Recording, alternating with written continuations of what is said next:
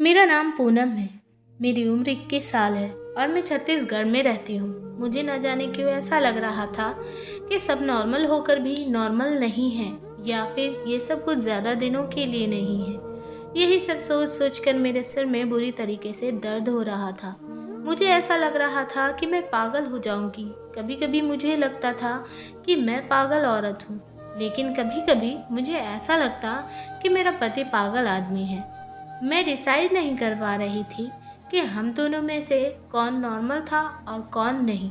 एक फिटकरी थी जो मेरी ज़िंदगी की सबसे बड़ी मुसीबत बन चुकी थी। कोई सोच भी नहीं सकता था। छोटी सी सफ़ेद रंग की फिटकरी ने मेरी ज़िंदगी में जीना दुश्वार कर दिया था। रोज़ मेरा पति एक नई तरह की फिटकरी घर में लेकर आ जाता और उसे इतना संभाल कर रखता था कि जैसे वह कोई हीरे जवाहरात हो। वो पागलों की तरह फिटकरी का ध्यान रखा करता था कि कहीं फिटकरी खराब तो नहीं हो गई, और कहीं कोई फिटकरी को चोरी करके तो नहीं ले गया, और कहीं कोई चीज़ फिटकरी के ऊपर तो नहीं गिर गई जिससे फिटकरी वेस्ट हो जाए।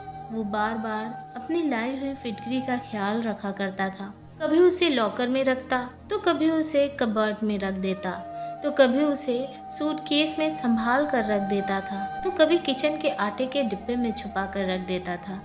मैं सोच सोच कर पागल हो गई थी कि आखिरकार इस फिटकरी में ऐसा भी क्या था जो मेरा पति उस फिटकरी के लिए पागल हुआ जा रहा था, और उसे फिटकरी की इतनी ज़्यादा परवाह थी। शादी के बाद में जब नई नई दुल्हन बनकर इस घर में आई थी, तो तब भी मेरे पति के हाथ में यही फिटकरी थी। वो मुझसे बात करने के बाद अपनी फिटकरी को लेकर बाथरूम में चला गया था, और मेरे पति को गए हुए लगभग 3 घंटे हो गए थे। मैं अपने पति का बहुत देर तक इंतज़ार करते करते सो गई थी, क्योंकि मैं भी दुल्हन बनकर बैठी बैठी थक गई थी। मुझे नींद आ गई थी, और आखिरकार मैं अपने पति का कब तक इंतज़ार कर सकती थी। मेरा पति तो न जाने कब बाथरूम से बाहर निकलता, मैं कब सो गई मुझे कुछ पता ही नहीं चला। सुबह को जब मेरी आँख खुली तो मेरा पति मुझे बिस्तर पर नजर नहीं आया था। मैं सोच में पड़ गई थी कि क्या उसने सारी रात बाथरूम में ही बिताई थी। मैं बड़ी परेशान हो गई थी, और मैंने देखा कि वह बाथरूम से निकला और उसके हाथ में वही थैला मौजूद था जिसके अंदर फिटकरी थी। मेरा पति बहुत बहुत देर तक अपनी फिटकरी के साथ बाथरूम में बंद रहता था, और बाहर आने के बाद कहता कि सारी कमी पूरी हो गई। और मैं शर्मिंदा हो जाती थी कि ना जाने वो कैसी कमी पूरी होने की बात कर रहा था। वह दिन था, और आज का दिन मेरी शादी को लगभग 3 महीने हो गए थे, और ये फिटकिरी थी कि जिसकी कहानी आज तक खत्म होने का नाम ही नहीं ले रही थी। वो बार बार बाथरूम में जाता, और फिटकिरी का वो ढेला बाथरूम के अंदर उसके हाथ में ही होता था। बाथरूम से लगातार पानी गिरने की आवाज़ आती रहती, और जब ज़्यादा देर हो जाती तो मेरा पति बाथरूम से बहुत खुश होकर बाहर निकलता था। मैं तो बड़ी अजीब सी उलझन में फंस गई थी। मैं अपनी परेशानी किसी को बता भी नहीं सकती थी। यह सच्चाई जानने के लिए एक रात मैंने बाथरूम की खिड़की से झांक कर देखा तो मेरा दिमाग फट गया था, और मेरे होश उड़कर रह गए थे। मेरे माता पिता मुझे बहुत प्यार किया करते थे, क्योंकि मैं उनकी लाडली बेटी थी। मैं अपने सब भाई बहनों में सबसे छोटी थी, इसलिए मुझे अपने माता पिता के साथ साथ बड़े भाई बहनों का भी बहुत प्यार मिला करता था। मेरे माता पिता का कहना था कि मैं बचपन में काफ़ी बार बीमार रहती थी, और मेरे माँ बाप हमेशा मेरे ठीक होने की प्रार्थना करते रहते थे। बचपन में मेरा काफ़ी इलाज भी हुआ था, इसलिए मुझे मेरे घर में सारे लोग बहुत ज़्यादा प्यार किया करते थे। मेरे माता पिता ने भगवान के आगे प्रार्थना की, मगर मेरे माता पिता को ये नहीं पता था कि उनकी ज़िंदगी इतनी जल्दी उनको छोड़कर चली जाएगी, और उनकी सबसे लाडली और छोटी बेटी उनके पीछे अनाथ हो जाएगी। अगर मेरे माता पिता को ये बात पता होती तो वो कभी भी बचपन में मुझे नहीं बचाते। मेरे परिवार में मेरे माता पिता के अलावा बड़े भाई और बड़ी बहन भी थी। वो सब लोग एक साथ मुझे छोड़कर इस दुनिया से चले गए थे। मैं 7 साल की थी जब हमारी पूरी फैमिली पिकनिक के लिए जा रही थी। तभी रास्ते में अचानक हमारी गाड़ी का एक्सीडेंट हो गया था। एक्सीडेंट इतना ज़्यादा ख़तरनाक था कि मेरे माता पिता और मेरे दोनों भाई बहन की मौके पर ही मौत हो गई थी। लेकिन शायद भगवान को मुझे ज़िंदगी देनी थी, इसलिए इतने लोगों की मौत हो जाने के बाद मैं अकेली बच गई थी। मेरे मामूली सी चोट आई थी, लेकिन मेरी ज़िंदगी बच गई थी। लोग मुझे देखकर हैरान हो रहे थे कि यह लड़की कैसे बच गई है। कहते हैं कि जिसकी ज़िंदगी भगवान लिख दे, उसे कौन मार सकता है। और कुछ लोग मुझे देखकर अफ़सोस भी कर रहे थे कि मैं अपने माता-पिता के बिना कैसे इस दुनिया में अकेली रहूँगी। अच्छा तो यही होता कि मैं भी अपनी फैमिली के साथ ही इस दुनिया से चली जाती। लोग कह रहे थे, कौन इसकी परवरिश करेगा? क्योंकि मैं बिल्कुल लावारिस थी। मेरे पिता के सौतेले भाई ने मुझे अपने घर में जगह दे दी थी, क्योंकि और कोई मुझे अपने साथ रखने के लिए तैयार नहीं था। और मेरी माँ के रिश्तेदार तो डर की वजह से कभी हमारे घर पर अफसोस करने के लिए भी नहीं आए थे। मैं अपने चाचा चाची के घर में रहने लगी थी और उनकी बेटियों की उतरन पहनकर और उनका बचा हुआ खाना खाकर अपना गुजारा कर रही थी। वो लोग मुझे बहुत ताने भी दिया करते थे। उन लोगों के ताने सुन सुनकर ही मैं जवान हो गई थी और इसी तरह से टाइम तेज़ी से गुजरता चला गया था और मेरी शादी की उम्र हो गई थी। मेरे लिए काफ़ी सारे रिश्ते भी आने लगे थे। मुझे ऐसा लगता था मेरे लिए रिश्ते आते ही मेरी चाची परेशानी में आ जाती थी। मेरी चाची ने मुझसे जान छुड़ाने के लिए मेरी शादी एक ऐसे इंसान से कर दी जिसको मैं जानती तक नहीं थी। फिर भी मैंने सोचा कि चाची के घर पर मुझे काम करना पड़ता था। इससे बेहतर तो यही होगा कि मैं अपने पति के घर काम करूं और उनकी सेवा करूं। जब मैंने अपने होने वाले पति को देखा तो लड़का काफ़ी हैंडसम और स्मार्ट था, इसलिए मैं बेफिक्र हो गई थी। फिर सुना कि लड़के वालों का अपना घर है, तो इस बात से मैं और भी ज़्यादा खुश हो गई थी। चाची ने तो अपनी जान से छुटकारा पाने के लिए मेरी शादी जल्दबाजी में कर दी थी, क्योंकि मैं बहुत ज़्यादा खूबसूरत थी और मेरी चाची की बेटियां मुझसे ज़्यादा खूबसूरत नहीं थी। इसलिए चाची जलन की वजह से मुझे जल्द से जल्द विदा करना चाहती थी, ताकि उनकी बेटियों के लिए आगे का रास्ता साफ हो सके। विदाई के टाइम पर चाची ने मुझसे कहा कि अब ससुराल में ही रहना, मेरे घर आने की कोई ज़रूरत नहीं। मेरे पास तो इतने पैसे नहीं हैं कि मैं तुम्हारा खर्चा उठा सकूं।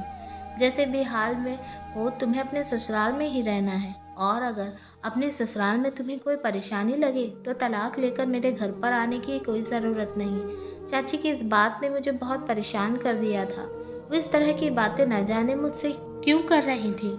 अभी तो मेरी विदाई भी पूरी नहीं हुई थी और वो तलाक तक पहुंच गई थी। आखिर वो ऐसा क्यों कह रही थी? क्या लड़के में कोई खराबी थी या उनके घर वालों में कोई गड़बड़ थी? मेरे दिमाग में अजीब अजीब तरह के सवाल पैदा होने लगे थे और इन्हीं सवालों को सोचते हुए जब मैं अपनी ससुराल विदा होकर चली गई तो शादी की पहली रात ही मुझे अंदाज़ा हो गया था कि चाची इस तरह की बातें क्यों कर रही थी। जिस लड़की के पति ने शादी की पहली रात उसके साथ रिलेशन बनाने के बजाय सारी रात बाथरूम में ही गुजार दी हो, तो उसकी दिमागी हालत क्या होगी। शर्म की वजह से ये सवाल मैं अपने पति से कर भी नहीं सकती थी, क्योंकि मैं नई नवेली दुल्हन थी और नई नवेली दुल्हन ऐसी बात कहती कि उन्होंने ऐसा क्यों किया और सारी रात बाथरूम में क्यों रहे। मैंने सोचा कि मैं तो सो गई थी, हो सकता है कि वो भी आकर सो गए हों। शायद बहुत सुबह को वो दोबारा बाथरूम में नहाने के लिए चले गए हों। बस यही सोचकर मैंने अपने दिल को तसल्ली दे दी थी, लेकिन मेरी ये तसल्ली किसी भी काम नहीं आई थी जब रोज़ाना कमरे में मेरा पति यही अजीबोगरीब तरह की हरकतें करने लगा था। शादी को 1 महीना पूरा होते ही मेरी सास ने पोता पोती की रट लगा ली थी। मेरी सास को तो ये भी नहीं पता था कि 1 महीने में से एक भी दिन उनके बेटे ने मुझे हाथ तक नहीं लगाया था। उनका बेटा तो ना जाने किन हरकतों में बिजी रहता था और मैं शर्म की वजह से ये बात किसी को कह भी नहीं सकती थी। 1 महीने बाद जब मैं चाची से मिलने उनके घर पर गई तो चाची मुझे देखकर परेशान हो गई और एकदम से उन्होंने मुझसे सवाल किया कि मैं अपना घर छोड़कर तो नहीं आई हूँ। चाची के सवाल पर मैंने बड़ी हैरत की नज़र से उनकी तरफ देखा। मेरे विदाई के टाइम पर भी उन्होंने यही बात बोली थी और मैं पूरे 1 महीने बाद उनसे मिलने के लिए आई थी, तब भी वो मेरे साथ ऐसी ही अजीबोगरीब बातें कर रही थी।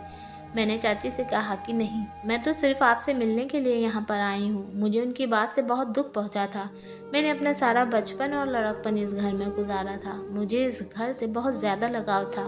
क्या मेरा इतना भी हक नहीं बनता था कि मैं इस घर में अपने चाचा चाची से मिलने के लिए कभी कभी आ जाऊँ? मैं उदास होकर अपने घर को वापस आ गई थी और इधर देखा कि मेरा पति फिटकरी उठाकर बाथरूम में जा रहा था। अपने पति को तो मैं कभी दिखाई ही नहीं देती थी। मैं इस घर में अपने पति के लिए बस मामूली सी थी। वो अपनी पत्नी से ज़्यादा फिटकरी से मोहब्बत करता था। कभी कभी तो मैं सोचती थी कि मैं खामोश रहूं और अपने गुस्से पर कंट्रोल करूं और इसे अपनी किस्मत में लिखा हुआ समझकर अपने भाग्य के साथ समझौता कर लूं। फिर अगले ही पल मुझे याद आ जाता कि मुझे अपने पति का सारा सच दुनिया के सामने लाना चाहिए, मगर ऐसा तो मैं सिर्फ अपने सपनों में ही कर सकती थी। हकीकत में तो मुझे परेशान होने के अलावा और कोई दूसरा काम भी नहीं आता था। अब मैं खुद को घर के कामों में बिजी रखना शुरू कर दिया था और मैं ज़्यादा से ज़्यादा अपने आप को बिजी रखने की कोशिश में लगी रहती थी। अब मेरा सारा ध्यान घर वालों के कपड़े धोना, खाना बनाना और घर की साफ सफाई करने में ही लगा रहता था। मैं चाचा के घर में भी नौकरानी थी और अपने ससुराल में आकर भी नौकरानियों की ही ज़िंदगी गुजार रही थी। फिर मैंने सोचा कि आखिरकार मैं कब तक इस तरह की ज़िंदगी गुजारूंगी। मुझे अपने पति से बात करनी होगी। एक दिन मैंने बंद शब्दों में अपने पति को यह बात समझा दी कि उनकी माँ मुझसे पोता पोती की डिमांड कर रही हैं। ये बात सुनकर जैसे मेरे पति को करंट सा लग गया था। उन्होंने फौरन ही कहा कि अभी ऐसा कुछ भी नहीं हो सकता और ऐसा बिल्कुल मुमकिन नहीं। इतना कहकर वह कमरे से बाहर चले गए थे। तो मैं अपना सर पकड़कर बैठ गई, क्योंकि मुझे अपने पति पर पहले से ही शक था और अब मुझे अच्छी तरह से यकीन हो गया था कि मेरा पति नामर्द है। इसलिए वह फिटकरी का बहाना बनाकर रोज़ रात को बाथरूम में चला जाता है और फिर मेरे सोने का इंतज़ार करता है। जब मैं सो जाती हूँ तो वह बाथरूम से बाहर निकल कर आता है और वह ऐसे ही करता है, वरना कोई मर्द ऐसा नहीं होता जो अपनी नई नवेली दुल्हन को अकेला छोड़कर इस तरह से सारी सारी रात खुद को बाथरूम में बंद नहीं रखता। मैंने सोच लिया था मुझे मेरे पति के सच से पर्दा हटाना ही पड़ेगा और मैं सच जानकर ही रहूंगी और यही सारा सच मैं सब लोगों के सामने लेकर आऊंगी। एक दिन रात के टाइम पर मैंने सोचा कि मैं सोने की एक्टिंग करती हूँ और देखती हूँ कि मेरा पति रात में क्या करता है। मैंने आज ही अपने पति से कहा था कि मुझे बहुत नींद आ रही है और मेरी तबीयत ठीक नहीं है। मेरा सर दर्द से बुरी तरह से फट रहा है, इसलिए वो मुझे जगाने की कोशिश ना करें। मेरी ये बात सुनकर तो मेरे पति के चेहरे पर अजीब सी मुस्कुराहट आ गई थी, जैसे कि उन्हें इंतज़ार हो कि मैं जल्दी से सो जाऊं। मेरे पति ने मुझसे कहा कि ठीक है, अगर तुम्हारी तबीयत ठीक नहीं है तो तुम जल्दी से सो जाना, मैं तुम्हें बिल्कुल भी डिस्टर्ब नहीं करूँगा। उसने कमरे की लाइट बंद कर दी और कमरे से बाहर निकल गया। ये सच था कि मुझे लेटते ही नींद आ जाती थी, क्योंकि मैं सारा दिन बहुत काम करती थी और थक हार के जब मैं अपने बिस्तर पर सोने के लिए लेटती तो मुझे नींद आ जाया करती थी। लेकिन मैं आज बहुत कोशिश कर रही थी कि मैं जागती रहूं, लेकिन मेरा नींद पर कोई बस नहीं था। आज मैंने सोचा कि दिन में ही सो जाती हूँ तो रात में जाग पाऊंगी। जब पति घर पर था तो मैंने उनसे कहा कि मेरी तबीयत ठीक नहीं है और मैं सोना चाहती हूँ। तो उन्होंने मुझसे कहा कि हाँ ठीक है, घर का काम कोई भी कर लेगा, तुम आराम से सो जाओ। मेरे सास को लगता था मैं प्रेग्नेंट हूँ और मेरी तबीयत ठीक नहीं है, इसलिए आराम कर रही हूँ। और मेरी सास ने भी मुझे किसी काम के लिए नहीं कहा था, वरना मुझे तो आराम करने का मौका ही नहीं मिलता था। मैंने नींद दिन में ही पूरी कर ली थी। मैं जी भर के सोई थी ताकि मैं रात को देर तक जाग सकूं। लगभग 1 घंटे तक अपने पति का इंतज़ार करती रही थी। 1 घंटे के बाद जब मेरे पति कमरे में आए तो मैं ऐसे हो गई जैसे मैं गहरी नींद में सो रही हूँ। मैंने देखा कि वह वही फिटकरी वाला थैला लेकर बाथरूम चले गए थे। मैं फ़ौरन ही उठ गई। मुझे डर नहीं था कि वह बाहर आएंगे, क्योंकि मुझे पता था कि अब वह काफ़ी देर तक बाहर आने वाले नहीं हैं। मैं घर के बैक साइड वाले हिस्से की तरफ जाने लगी थी और चोरों की तरह धीरे धीरे खड़ी हुई थी, जहाँ पर बाथरूम की खिड़की भी थी। लेकिन बाथरूम की खिड़की बहुत ऊंचाई पर थी और उस खिड़की में से मैं अंदर नहीं देख सकती थी, क्योंकि खिड़की की ऊंचाई के हिसाब से मेरा कद बहुत छोटा था। लेकिन मैं जल्दी से जाकर एक चेयर लेकर आई और मैंने वो चेयर रखी और उस पर खड़ी हो गई। उस टाइम रात के 2 बज रहे थे और घर के सारे लोग सो चुके थे। किसी की भी मुझ पर नज़र नहीं पड़ सकती थी, मगर मुझे फिर भी बहुत डर लग रहा था और डर की वजह से मेरा शरीर काँप रहा था। मैं वो चेयर उठाकर खिड़की के करीब आई और चेयर पर चढ़कर खिड़की के अंदर देखने लगी। आखिर मेरा पति इतनी देर तक बाथरूम में करता क्या है। काँपने की वजह से मुझे ऐसा लग रहा था कि मैं कहीं गिर ना जाऊँ। मैं खड़ी नहीं हो पा रही हूँ, ऐसा ना हो कि मैं गिर जाऊँ। मैंने अपने अंदर हिम्मत पैदा की और चेयर के ऊपर खड़ी हो गई। लेकिन जैसे ही मैंने बाथरूम की खिड़की के अंदर जाकर तो सामने का नज़ारा देखकर मेरी आंखों के सामने अंधेरा छाने लगा था। मैं चेयर से गिरते गिरते बच गई थी। यह मेरा पति कैसा काम कर रहा था फिटकरी के साथ, आखिर यह सब कुछ क्या हो रहा था।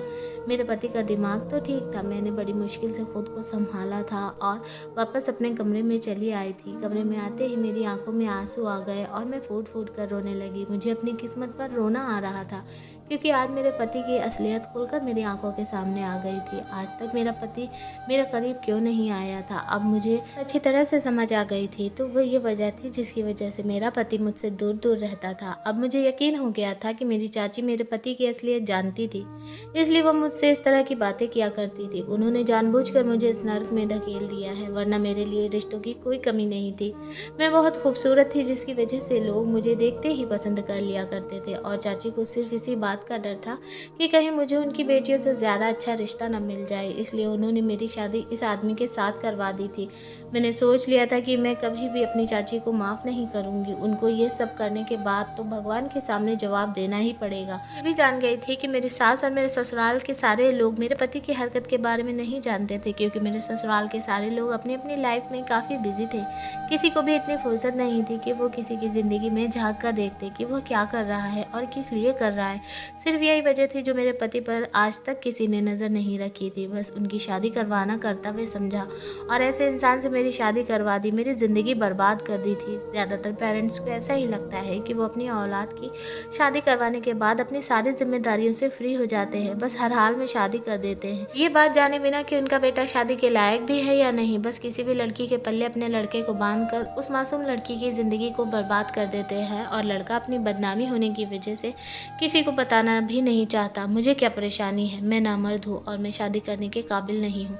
इसी वजह से मुझ जैसी लावारिस और मासूम लड़कियां दर-दर की ठोकरें खाकर ऐसे आदमियों की किस्मत में आ जाती हैं और ज़िंदगी गुजारती रहती है। और मैं उस टाइप की लड़की नहीं थी, मैं चुप रहने वालों में से बिल्कुल भी नहीं थी। खामोश रहकर मुझे थोड़े ना कोई अवार्ड मिलने वाला था, बल्कि मेरे ससुराल वाले सारी उम्र मुझे बच्चा ना होने के ताने देते रहते और मुझे बांझ कहा जाता। मैं सोच सोच कर बहुत आगे आ गई थी, और अब परेशानी ये थी कि मैं क्या करती और कहाँ जाती। मेरे पास तो अपना सिर छुपाने के लिए कोई दूसरी जगह भी नहीं थी, और उधर चाचा के घर में चाची ने भी उनके घर आने जाने पर मना कर दिया था। मैंने डिसाइड कर लिया था कि मैं खामोश नहीं रहूँगी। मैंने बहुत बर्दाश्त कर लिया था, लेकिन अब कुछ भी बर्दाश्त करने के लिए नहीं बचा था। मेरे आगे पीछे कोई नहीं था, तो इसका मतलब कि मेरा पति मुझे धोखे में रखना चाहता है, और मैं इंतज़ार में थी कि मेरा पति बाथरूम से बाहर आ जाए। बहुत देर बाद जब मेरा पति बाथरूम से बाहर आया, मुझे जागता हुआ देखकर चौंक गया था। मैंने गुस्से से उससे चिल्लाते हुए कहा कि आखिर तुमने मेरे साथ ऐसा क्यों किया, और तुमने सारी सच्चाई मुझसे क्यों छुपाई। मेरा पति एकदम अनजान बन गया। वो ऐसे एक्टिंग कर रहा था जैसे उसे कुछ पता ही ना हो। उसकी हरकत पर मेरा मन कर रहा था मैं उसे जान से मार डालूं। उसे नहीं पता था कि वो जो एक्टिंग मेरे सामने कर रहा था, मैं उस एक्टिंग को अच्छी तरह से समझ गई थी। मेरे सामने मासूम बनने की कोशिश कर रहा था, लेकिन वो मासूम नहीं था, बल्कि वह तो एक बहुत चालाक आदमी था, और चालाकी से ही मेरे साथ रह रहा था। मुझे बिल्कुल समझ नहीं आ रहा था कि आखिर कोई तो वजह होगी जिसकी वजह से वह अभी तक मेरे करीब नहीं आया था, और शायद यही वजह थी, वह नामर्द है। मुझे ये बात बताने से बहुत डर रहा था, क्योंकि इसकी इंसल्ट होगी और लोग उसका मजाक बनाएंगे, इसलिए उसने शादी करके अपना सारा इल्ज़ाम अपनी पत्नी पर डालने के बारे में सोचा होगा। मेरे दिमाग में बार बार अजीब तरह के ख्याल आ रहे थे। अब मेरी शादी को 3 महीने हो गए थे, और पिछले 3 महीनों से मैं डिप्रेशन का शिकार हो रही थी। आज जब मैंने अपने पति का गिरबान पकड़कर उससे सवाल कर रही थी, तो वो मुझे देख रहा था जैसे कि उसे यकीन ही नहीं हो रहा था कि मैं उसका झूठ पकड़ लिया है। वह हक्का बक्का होकर मुझे देखता ही जा रहा था, और उससे कोई जवाब नहीं बन सका। फौरन ही अपना सामान पैक करना शुरू कर दिया। मैंने अपने पति से कहा, तुम्हें शर्म आनी चाहिए, तुम इस तरह का घटिया काम करते हो। मैं तुम जैसे नामर्द आदमी के साथ नहीं रहना चाहती। यही वजह है कि तुम इस घटिया फिटकिरी को अपनी जान से भी ज्यादा संभाल कर रखते हो। मेरा पति अभी हैरान सा खड़ा होकर मेरी सारी बातें खामोशी से सुन रहा था, मगर ऐसा लग रहा था जैसे वह मेरी बातों को समझ नहीं पा रहा था। सैड लग रहा था कि मैं उसकी सारी बातें जान चुकी हूँ। मैं अपने पति के हैरान और परेशान देखकर अपना सामान पैक करके दरवाजे की तरफ जाने लगी थी और घर के बाहर निकल गई थी। सारे घर वाले सो रहे थे। अभी मैं घर के गेट तक ही पहुंची थी कि मेरा पति भागता हुआ मेरे पीछे आया और जबरदस्ती मेरा हाथ पकड़कर मुझे अंदर घसीटता हुआ मेरे कमरे में लेकर चला गया। हाथ मेरे मुंह पर रख दिए, जिससे मेरी आवाज़ निकलनी बंद हो गई, और हल्की हल्की आवाज़ में मुझे खामोश रहने के लिए कह रहा था। वो मुझे कमरे में लेकर आ गया और बेड पर बैठाने के बाद उसने कमरे के दरवाजे को अंदर से बंद कर लिया। मुझे अपने पति पर बहुत गुस्सा आ रहा था। मैं एकदम दरवाजे की तरफ जा रही थी, मगर उसने फिर से मुझे पकड़कर बेड पर पटक दिया और कहने लगा, क्या तमाशा लगा रखा है? तुम्हें मेरी बात एक बार में समझ में नहीं आती? मैंने तुमसे कहा कि खामोश रहो, बस एक बार तसल्ली से बैठकर मेरी सारी बात सुन लो। और तुम इस टाइम रात के अंधेरे में कहाँ जाओगी? क्या तुम लोगों को हमारे बारे में बातें बनाने का मौका देना चाहती हो? अपने पति की कही हुई बात पर मैं और भी ज़्यादा गुस्सा करने लगी। मैंने कहा कि तुम्हें क्या लगता है तुम लोगों से सच छुपा कर रखोगे? सच ज़्यादा दिन तक छुप कर नहीं रह सकता और दुनिया वालों के सामने आ ही जाएगा कि तुम शादी के लायक नहीं हो। मैं सारी दुनिया को बताना चाहती हूँ कि तुम नामर्द हो और तुमने मेरी ज़िंदगी के साथ खिलवाड़ किया है। मैं तुम्हें कभी भी माफ़ नहीं करूँगी। मैं अपने होश खो बैठी थी और मेरे मुंह में जो भी आ रहा था मैं कहे जा रही थी। मेरी इतनी बातें सुनने के बाद मेरे पति ने मेरे मुंह पर ज़ोरदार थप्पड़ मार दिया। मैं उसका थप्पड़ बर्दाश्त नहीं कर सकी और लड़खड़ाते हुए ज़मीन पर गिर गई और ज़मीन पर जब मेरे घुटने लगे तो मैं बुरी तरीके से दर्द में आ गई थी और दर्द से मेरी आंखों में आंसू आ गए थे और मैं रोने लगी थी। बल्कि ये चोट तो बहुत मामूली सी थी। जो चोट मेरे दिल पर लगी थी उसने मेरे पूरे दिल को घायल कर दिया था। चौंक गई और परेशानी से अपने पति की तरफ देखने लगी। मुझे इस बात की उम्मीद बिल्कुल भी नहीं थी कि मेरा पति आखिरकार मुझ पर हाथ भी उठा सकता है। अगले ही पल मैं थप्पड़ के दर्द को भूल गई, अपने पति के सामने आकर खड़ी हो गई और कहने लगी कि मैं इस घर में अब नहीं रह सकती। मैंने भी चिल्ला चिल्लाकर अपने पति से बात करना शुरू कर दिया था। मेरे पति ने फिर से कहा, हल्की आवाज़ में बात करो वरना सारे घर वाले जाग जाएंगे। मेरे पति को बहुत गुस्सा आ रहा था और उसकी आंखों से एक्सप्रेशन साफ देखे जा सकते थे। मेरे पति ने कहा कि तुम जैसा सोच रही हो वैसा कुछ भी नहीं, शायद तुम्हें गलतफहमी हुई है। मैं नामर्द नहीं हूँ, तुम अपने दिमाग से सोचना बंद कर दो। मैं नामर्द नहीं हूँ बल्कि मैं बहुत बड़ी बीमारी का शिकार हूँ जिसकी वजह से एक वैद्य ने मुझे इस इलाज के बारे में बताया था कि मैं फिटकरी के इस्तेमाल से जल्द सेहतमंद हो जाऊंगा। पहले तो मैं बिल्कुल ठीक था लेकिन पिछले 6 महीनों से मेरे शरीर में बुरी तरीके से खुजली हो रही थी और धीरे धीरे बदबू भी पैदा होने लगी थी और इस वजह से मेरा करीब कोई नहीं आता था। मैंने अपनी इस बीमारी का हर तरह का इलाज करवाया और काफ़ी सारी महंगी दवाइयों का इस्तेमाल भी किया। नेट से देखकर हर घरेलू उपाय भी इस्तेमाल कर लिया लेकिन मुझे सिर्फ नॉर्मल सा ही फ़ायदा होता था। मगर अब मेरी ये बीमारी काफ़ी हद तक बढ़ गई थी और मुझे बहुत दिक्कत का सामना करना पड़ता था। काफ़ी बड़े बड़े डॉक्टर को दिखाया तो उन्होंने बताया कि मेरे ब्लड में इन्फेक्शन हो गया है। कुछ सालों पहले जब मेरी बहुत तबीयत ख़राब हुई थी तो मुझे ब्लड की ज़रूरत पड़ गई थी। तब डॉक्टर के कहने पर मुझे एक आदमी ने खून दिया था। तभी से ही मैं इस बीमारी का शिकार हो गया हूँ। डॉक्टर का कहना है कि उस आदमी के ब्लड में एलर्जी थी, इसलिए मेरे ब्लड में भी इन्फेक्शन हो गया और मेरी सारी बॉडी पर एलर्जी हो गई। उस आदमी का खून मुझे सूट नहीं किया और तभी से ही मैं इस हाल में हूँ। डॉक्टर ने बताया कि अगर आप किसी के करीब जाओगे तो आपकी बीमारी किसी दूसरे को भी लग सकती है। तुम्हारे करीब आता तो मेरी बीमारी तुम्हें भी लग सकती थी। ये कोई मामूली बीमारी नहीं बल्कि बहुत बुरी और फैलने वाली बीमारी है। मैं तुम्हें भी अपने जैसे नहीं देखना चाहता था। मेरी इलाज तो काफ़ी टाइम से चल रहा था लेकिन धीरे धीरे मेरी परेशानी बढ़ती जा रही थी। मुझे किसी ने एक मशहूर वैद्य के बारे में बताया था। उसके कहने के मुताबिक उस वैद्य के पास चला गया था। मैंने जब वैद्य से मुलाकात की तो उन्होंने मेरा पूरी तरीके से चेकअप किया और मुझे यकीन दिलाया कि मैं जल्द ही ठीक हो जाऊंगा। इस वैद्य ने मेरा इलाज करना शुरू कर दिया और उधर मेरे घर वालों ने मेरी शादी का हंगामा किया हुआ था क्योंकि मेरी एक बहन लंदन से आई हुई थी और उसे मेरी शादी अटेंड करना बहुत ज़रूरी था क्योंकि फिर कुछ सालों तक मेरी बहन का आना यहाँ पर मुमकिन नहीं था। मैंने अपने माता पिता को बहुत इनकार किया लेकिन मेरी किसी ने एक भी नहीं सुनी और मेरी शादी की डेट भी मुझसे बिना पूछे ही तय कर दी गई। इसी तरह से हमारी शादी भी हो गई। जब मैं वैद्य जी के पास गया और मैंने उनको बताया कि अब मेरी शादी होने वाली है तो उन्होंने कहा कि अभी 2-3 महीने तक तुम्हारी शादी नहीं होनी चाहिए थी। जब तक इलाज पूरा नहीं हो जाता तब तक तुम्हें किसी के करीब नहीं जाना। मैं अपने फैमिली के हर मेंबर से भी दूरी बनाकर ही बात किया करता था और न ही उन लोगों को के साथ उठता बैठता था। फिलहाल मेरी शादी की डेट तो फिक्स हो गई थी। जी ने बताया कि तुम्हें इतना करना होगा जब तक कि तुम्हारा इलाज पूरा नहीं हो जाता तो तुम्हें अपने पत्नी से भी दूरी बनाए रखनी होगी। मैं वैद्य जी की बातें सुनकर बहुत परेशान हो गया था। उन्होंने कहा कि तुम्हारी परेशानी का और कोई सोल्यूशन नहीं है, इसलिए तुम्हें सबसे पहले अच्छी तरह से सेहतमंद होना होगा और अपनी बीमारी को ठीक करना होगा। फिर आराम से सारी ज़िंदगी अपनी पत्नी के साथ रह सकते हो। मुझे काफ़ी फ़र्क होने लगा था और मैं खुद को काफ़ी हद तक ठीक महसूस कर रहा था, इसलिए मुझे वैद्य जी की बात माननी पड़ी थी और मैंने सोचा कि शादी करने के बाद मैं तुम्हें सारी हकीकत बता दूंगा। मगर न जाने क्यों मुझे तुमसे कुछ भी कहने की हिम्मत नहीं हो रही थी। और बस यही मेरी सबसे बड़ी गलती थी जिसकी वजह से तुम मुझे गलत समझ बैठी और मुझे गलत समझने पर मजबूर हो गई थी। वे जी ने कहा कि फिटकरी से ही तुम्हारा इलाज हो सकेगा, इसलिए मैं तुम्हारे करीब भी नहीं आता था और आज तक मैंने तुम्हारे करीब बैठकर तुमसे बात करने की कोशिश भी नहीं की थी। और हर रोज़ मैं फिटकरी घर पर लेकर आता था और रोज़ाना मेरा नई फिटकरी से इलाज होता था। इसलिए मैं पागलों की तरह फिटकरी की हिफाजत किया करता था ताकि मैं जल्द से जल्द ठीक हो जाऊँ और एक नॉर्मल ज़िंदगी जी सकूँ और तुम्हें बता सकूँ कि मैं तुम्हारे साथ टाइम स्पेंड करने के लिए कितना एक्साइटेड हूँ। कुछ परेशानियाँ बाहर से तो किसी को नज़र नहीं आती हैं, मगर अंदर ही अंदर मैं अपनी परेशानियों से बहुत ज़्यादा बेचैन हो गया था। मुझे माफ़ कर दो, मैं तुमसे माफ़ी मांगता हूँ। मैंने तुम पर हाथ उठाया और अपनी ये सच्चाई तुमसे इतने दिनों तक छुपा कर रखी।